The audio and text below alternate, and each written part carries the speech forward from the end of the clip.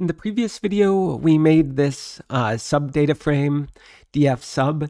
It's not nearly as long as the original data frame. It's a little under 10,000 rows, and I want to be able to plot all of the rows from this. So that's why I did this Altair data transformers max rows equals 10,000. So I can plot this df sub without getting an error because I'm trying to plot more than 5,000 data points. And let's see if there's any missing values from this. So one quick way to do that is I can say df sub.isNA.any. So you can see that there are some missing values. So let's get rid of those. I can say df sub equals df sub. And then I want to drop all of the rows that have a missing value in it. So I can just do drop NA, and let's add a dot copy at the end. Okay, the copy I think will prevent warnings later, but it doesn't prevent errors, just prevents warnings, so it's not such a big deal. Okay, so now let's see what the size of this df sub is. So I got a little bit shorter, not too much. Okay, great. And I still have this df info from before. Okay, this one that has the full name of these various indices. And so let's merge these together again. So we'll say df sub.merge. Want to merge it with df info. How is going to be left? Okay, because I want to keep all of the rows from df sub. And then left on is going to be name. Right on is going to be, I think it was called index here. Okay, so you should take a look at the merge videos if this left on and right on doesn't make sense. Okay, well, we haven't seen it until this week.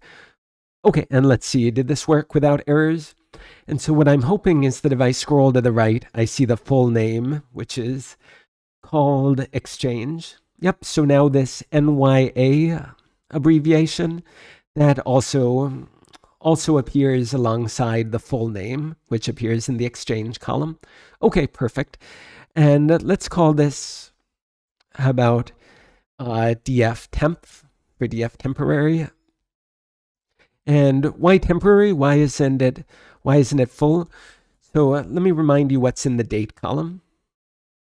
So remember, these are still just strings. So let me convert them into date time objects so that Altair can plot it better. So let me say df temp date.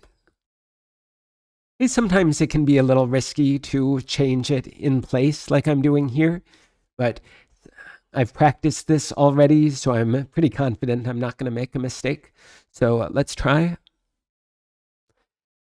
Okay, and then let's check this df temp. So now you can see that the date column is these date time objects. Okay, great. And now let's try plotting from this using Altair. So I'm going to say altair.chart and df temp dot, let's mark line, because I think when you see stock prices, it's usually denoted with lines rather than like a scatter plot. And then we're going to say encode. The x-axis is going to be this date. Okay, this would have looked much worse if I hadn't converted it into a temporal value just now, into a date time value. And y doesn't really matter. These are all pretty similar. Let's use the close column. And let's see how this looks.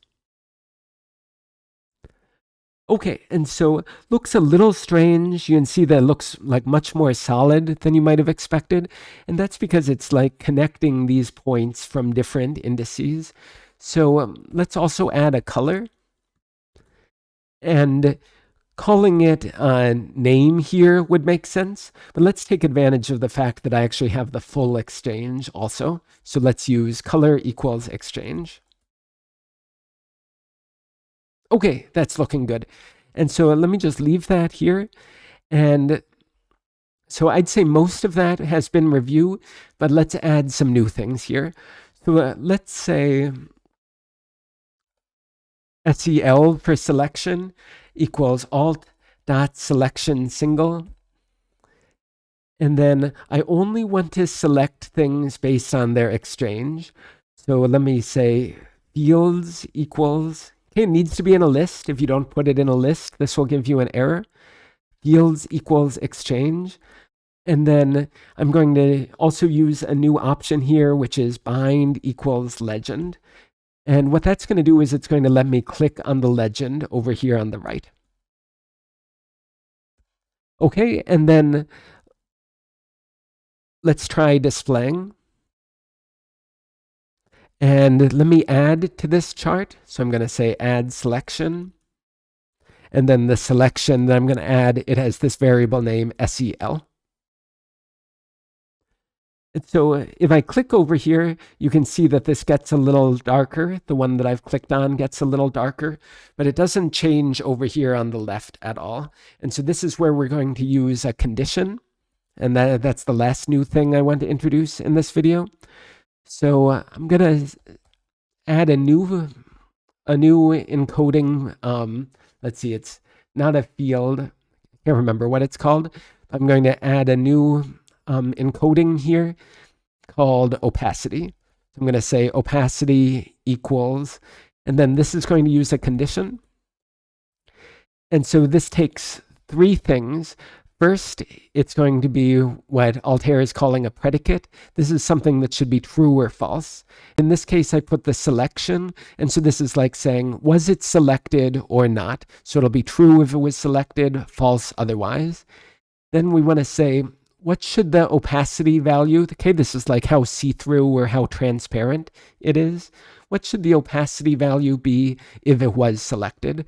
So for is true, we're going to give a value of 1. So it's going to be as dark as possible.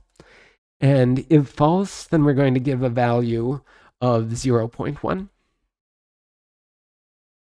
So for now, it looks exactly the same. But if I click over here, then you can see that all of the others become much more transparent, and only the one that I clicked on has this nice, like, solid opacity. So this is some of the interactivity that I wanted to show in this video.